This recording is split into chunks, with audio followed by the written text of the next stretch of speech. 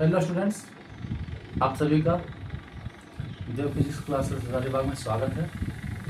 आइए आज हम डेमो की क्लास को आगे बढ़ाते हुए आज दूसरा क्लास में हम पढ़ेंगे एसआई यूनिट। देखिए, मैं सबसे पहले एक बात बता दूं कि वीडियोस को अगर पूरा देखिएगा तभी आपको समझ में आएगा कि कैसे पढ़ाया जा रहा है। थोड़ा सा देखिएगा तो फिर आपको कभी समझ में नहीं आएगा, क्योंकि अभी आप लोग न्यू हैं।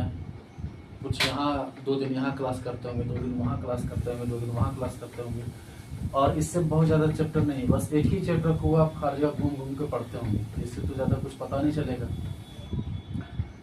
एक चैप्टर से पता नहीं चलता है कि टीचर्स कैसा पढ़ा देगा आपको, ठीक है। तो जिनको और भी वीडियोस देखना है वो हमारे इस चैनल पे वीडियो पड़ा हुआ आप लोग देख सकते हैं। दूसरी बात, 11th के स्टूडेंट्स आते हैं तो भाई भीड़ के पीछे जाते हैं, तो ऐसा नहीं होना चाहिए। भीड़ के पीछे मत भागिए। आपका वो तरीका होना चाहिए कि कहाँ हमको बेहतर मिल रहा है और कहाँ पे हम पूछ सकते हैं, ठीक है। ऐसे भीड़ में जाओगे, भेड़ बकरियों की तरह घुसोगे आओगे, कोई पूछने वाला नहीं है कि पढ़ रहा है कि नहीं, तो फिर तो वो भाई चला गया। आइए, हम लोगों ने पिछली कक्षा में ये देखा था कि ऐसा यूनिट के क्लासिफिकेशन में हम देखे थे कि एक होता है फंडामेंटल यूनिट्स,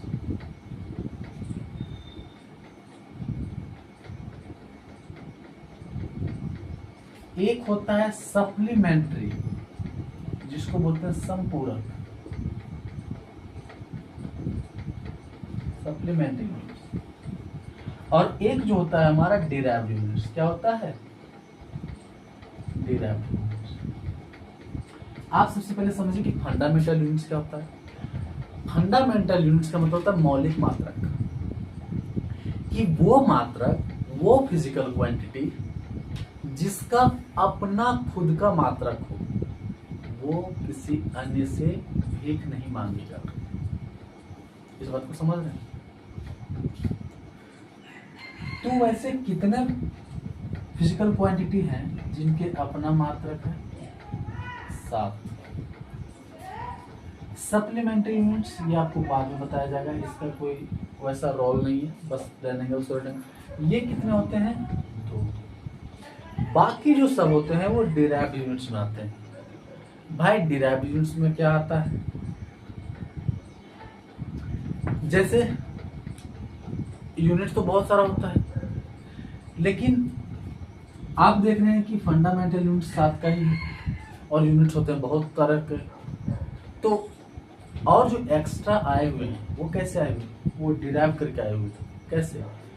इन्हीं 7 को यूज करके बाकी अन्य को बनाया जाता है। तो आपके एग्जाम में सवाल नहीं से आते, समझे भाई। फंडामेंटल यूनिट्स क्या होते हैं?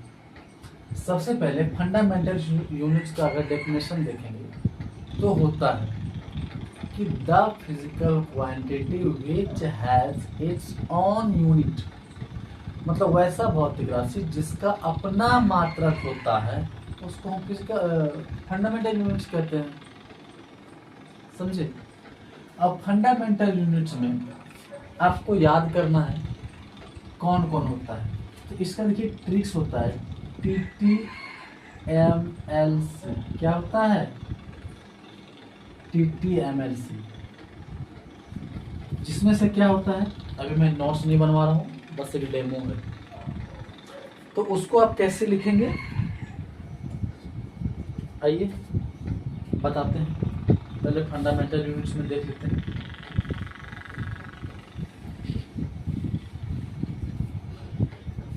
एक आपका आ जाएगा फिजिकल क्वांटिटी, एक आपका आ जाएगा यूनिट, और एक आपका आ जाएगा सिंबल। भाई ये है फंडामेंटल यूनिट्स का। किसका है? फंडामेंटल यूनिट का। तो इसमें जो हमने आपको ट्रिक्स बताया था TTMLC, इसका मतलब ये है टाइम, टेम्परेचर, मास, लेंथ। एल से दो होता है, एक होता है ल्यूमिनस इंटेंसिटी,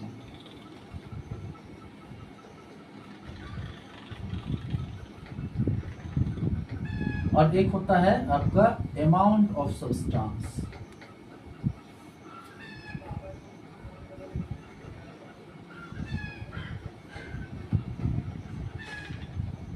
क्या है? Amount of substance. इसका देखेंगे तो टाइम का होता है सेकेंड, इसको एस से डिनोट करते हैं। टेम्परेचर का केल्विन, इसको के से डिनोट करते हैं। मास का किलोग्राम, इसको केजी से करते हैं। लेंथ का मीटर हो गया, इसको एम से डिनोट करते हैं। ल्यूमिनस इंटेंसिटी का एक छूट गया ना, करंट छूट गया। ल्यूमिनस इंटेंसिटी का कैंडेला होता है। क्या होता है? कैंडेला। इसका यूनिट सिंबल CD होता है। Luminous intensity amount of substance का मोल होता है, इधर MOLE होगा और इधर मोल। और करंट का तो जानते हैं होंगे आप लोग, एम्पियर। इधर क्या होगा? एम्पियर। ये वो फिजिकल क्वांटिटी है जिसका अपना मात्रक होता है। और दो जो आपका होता है सप्लीमेंट्री में, वो एक होता है प्लेन एंगल और एक होता है सॉलिड एंगल। प्लेन एंगल का होता है रेडियन, एक सॉलिड एंगल का होता है स्टेरेडियन। ये आपका इधर दो हो गया एक्स्ट्रा। अब जो आपको मेनली पढ़ना है वो पढ़ना है डिराइव्ड यूनिट्स, क्योंकि आपका जो डिराइव्ड यूनिट्स सेक्शन है वहीं से आपका सवाल आता है। अब देखिए डिराइव्ड यूनिट्स क्या होता है कि डिराइव्ड यूनिट्स कहता है कि भैया हमारा तो कोई मात्रक है नहीं, अब हम क्या करेंगे? किसी से भीख मांगेंगे कि भाई हमको दे दो, हमको भी अपना यूनिट बताना है। जैसे आप यूनिट के थ्रू ही पकड़ सकते हैं कि ये कौन सा फिजिकल क्वांटिटी है। जैसे किलोग्राम है तो आप पकड़ लेंगे मास है, मीटर है तो लेंथ है, एम्पियर है तो करंट है। तो वैसे में अगर आप डिराइव्ड यूनिट्स को पकड़ते हैं, देखिए बहुत सारे टीचर्स यूनिट रटवाते हैं, बस उनका काम है लिखवा देना, अब स्टूडेंट्स अपना रटते रहे। बट मेरा काम है रटवाना नहीं, मेरा काम है समझाना। क्योंकि अगर मैं आपको सबसे पहले अगर कहूँ वेलोसिटी, जो हिंदी वाले हैं भाई वो समझे वेग, आप समझिएगा कि वेग क्या होता है? विस्थापन बटा समय। मैं क्लास में भी इसी तरह हिंदी लिख लिख के बताता हूँ, ये नहीं कि मैं यहाँ बता रहा हूँ। डिस्प्लेसमेंट, वेग बराबर क्या था? विस्थापन बटा समय, और ये टाइम हो गया। अब आपको पता होगा कि ये जो विस्थापन है वो तो लेंथ है, और लेंथ का यूनिट हमने क्या पढ़ा था? मीटर। और टाइम का क्या हो गया? सेकेंड। इसका मतलब इसका जो ऐसा यूनिट होता है वो क्या हो सकता है? मीटर प्रति सेकेंड। यही यूनिट सेम होता है स्पीड का। अगर मैं आपको दूसरा बताऊं एक्सेलरेशन, क्या बताऊं? एक्सेलरेशन।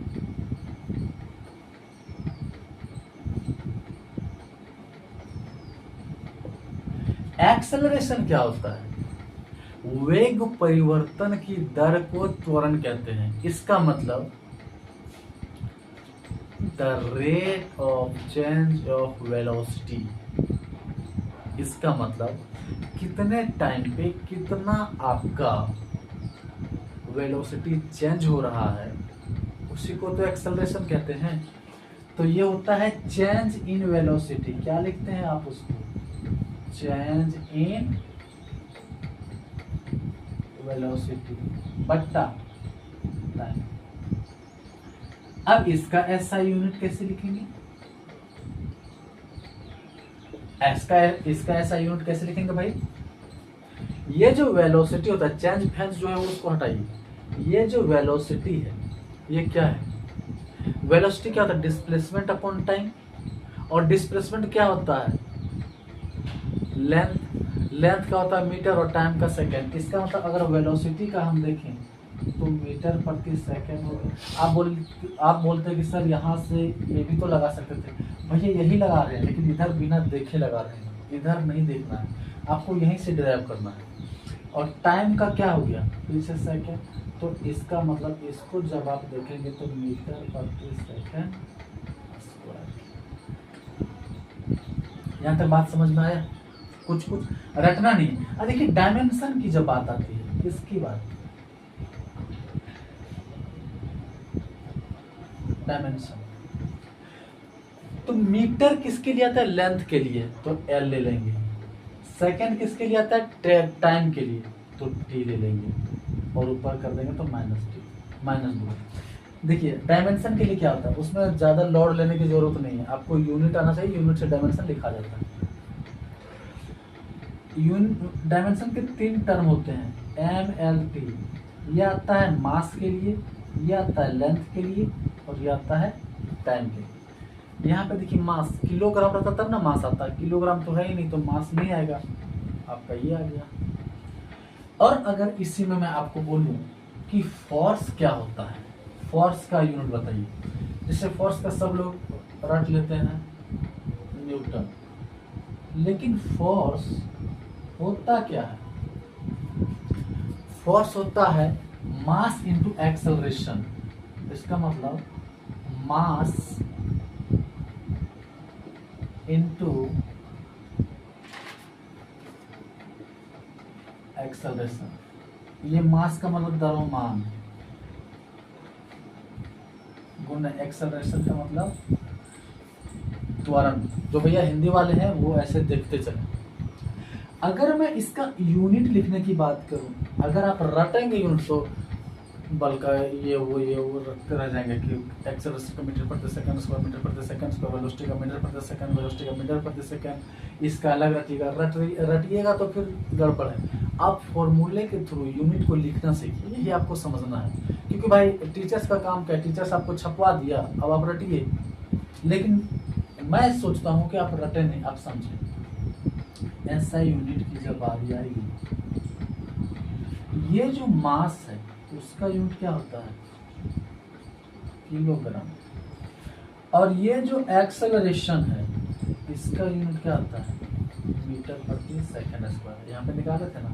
अब बोलोगे सर एक्सेलरेशन का तो याद रखना पड़ेगा। हाँ भाई आप निकाल भी सकते हो, लेकिन अगर चाहते हो कि जल्दी बनाते हो एक्सेलरेशन का खाली याद कर लो, मीटर प्रति सेकंड स्क्वायर। इसी को बोला जाता है क्या? न्यूटन।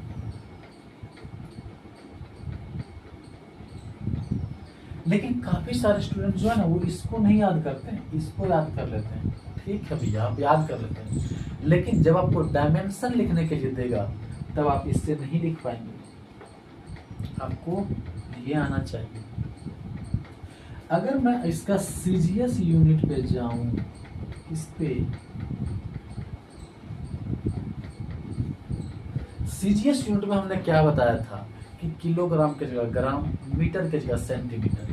तो ये जो किलोग्राम है वो ग्राम आ जाएगा, मीटर है वो सेंटीमीटर आ जाएगा, और सेकंड का स्क्वायर ऐसे रहेगा। अब जो ये न्यूटन है इसको सीजीएस में लिखेंगे तो क्या आएगा? डाइन। क्या आएगा? डाइन।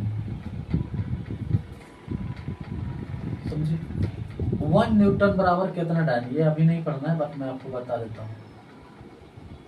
10⁵ डाइन। आप लोगों को दिख तो रहा है ना? 10⁵ डाइन।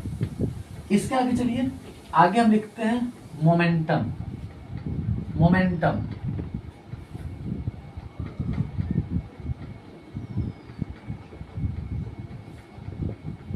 जिनको भी डेमो करना है वो 8 बजे से डेमो आ सकते हैं, और 1 बजे शाम में 3 बजे से स्टार्ट होगा 12 तारीख को।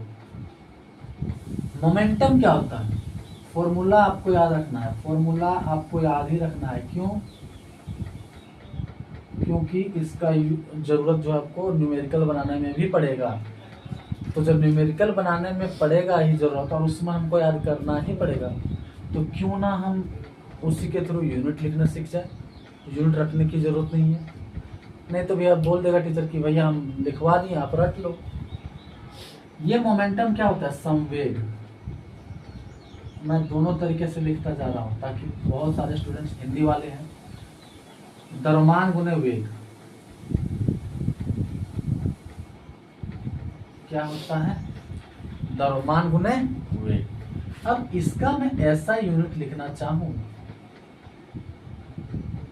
तो क्या होगा, द्रव्यमान का क्या होगा, किलोग्राम। आप पढ़े ना, मास का किलोग्राम। वेग क्या होता है, वेलोसिटी का विस्थापन बटा समय। तो विस्थापन क्या होता है, दूरी है तो मीटर बटा सेकंड। इसका मतलब वेग का आगे मीटर प्रति सेकंड। इसको मैं बताया ना, ये क्या होगा, किलोग्राम मीटर प्रति सेकंड। इसका एक और यूनिट होता है क्या, देखिए, अगर इस किलोग्राम मीटर प्रति सेकंड को 1 सेकंड से ऊपर गुना कर दिया जाए और 1 सेकंड से नीचे गुना कर दिया जाए, तो इसको आप देखेंगे तो ये क्या बना लेगा, किलोग्राम मीटर प्रति सेकंड स्क्वायर, और ये अलग से 1 सेकंड गुना है, तो ये क्या हो जाता है, न्यूटन। इसी को तो न्यूटन बोलते हैं ना। और इधर क्या आ गया, सेकंड। इसका मतलब ये हो गया न्यूटन सेकंड। इसी से मिलता जुलता एक आपको मिलेगा इम्पल्स, जिसको हम बोलते हैं आवेग। इन सब के बारे में पूरा एक चैप्टर है, पढ़ना है, इधर नहीं बताया जाएगा, इधर सिर्फ यूनिट लिखने के लिए बताया जाएगा। इम्पल्स का मतलब क्या होता है, आवेग। ये आवेग क्या होता है भैया, कि अगर कोई फोर्स किसी शॉर्ट इंटरवल टाइम के लिए किसी बॉडी पे लगता है तो उसी को आवेग कहते हैं, फोर्स इनटू टाइम इंटरवल। तो इसका जो यूनिट होता है वही इसका ही यूनिट होता है। मतलब मोमेंटम और इम्पल्स सबका यूनिट, इन दोनों का यूनिट आपस में सेम होता है।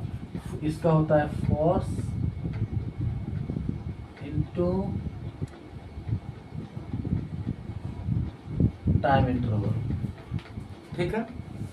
अब आइए, अब वर्क का कोई बोलेगा कि सर हम वर्क का लिखना चाहते हैं, तो भैया वर्क का फॉर्मूला आप याद कीजिए। वर्क बराबर क्या होता है, कार्य बराबर बल गुने विस्थापन। क्या होता है, बल गुने विस्थापन।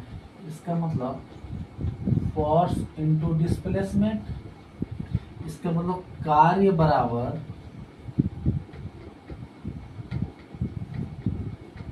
बल गुने विस्थापन। अगर आप इसका ऐसा यूनिट लिखना चाहें तो बल क्या होता है, अभी मैं बताया था आपको कि बल होता है द्रव्यमान गुने त्वरण। तो बल होता है द्रव्यमान गुने त्वरण। वैसे आपको फिर बल का यहाँ याद करना पड़ता, बल का अलग याद करेंगे, वर्क का अलग याद करेंगे, मोमेंटम का अलग याद करेंगे, इम्पल्स का अलग याद करेंगे। लेकिन नहीं, देखिए मैं कैसे फॉर्मूले के थ्रू आपको यूनिट लिखने के लिए सिखा रहा हूँ। रटना नहीं है भैया, रटना नहीं है। नहीं तो हम बार बार बोल रहे हैं ना कि टीचर तक कोई काम नहीं है, बस बोलेगा हम लिखवा दिए, अब आप लोग अपना समझिए। तो जो ऐसा यूनिट लिखेंगे तो बल क्या होता है, सबसे पहले सुनिए, बल का बल होता है द्रव्यमान गुना त्वरण। द्रव्यमान का होता है किलोग्राम और त्वरण का होता है मीटर प्रति सेकंड स्क्वायर, क्योंकि त्वरण का हम बोलते थे कि याद कर लीजिएगा। तो ये हो जाएगा किलोग्राम मीटर प्रति सेकंड स्क्वायर।